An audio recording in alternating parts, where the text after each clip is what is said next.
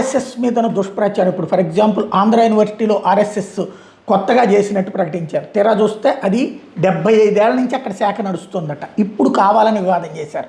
అట్లాగే మోహన్ భగవత్ మాట్లాడాడంటూ మహిళలు కేవలం వంటగదికే పరిమితం అవ్వాలన్నటువంటి ఒక వ్యవహారాన్ని ప్రచారం చేస్తుంటే దాన్ని ఆర్ఎస్ఎస్ ఇప్పుడు క్లారిటీ ఇచ్చింది, తప్పుబట్టింది.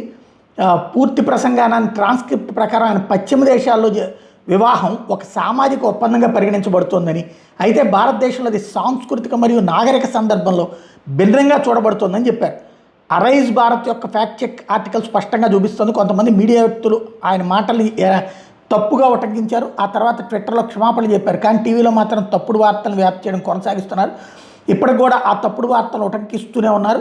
కావాలంటే పూర్తి ఆర్టికల్ని చదవడానికి www.ARISCBHARAT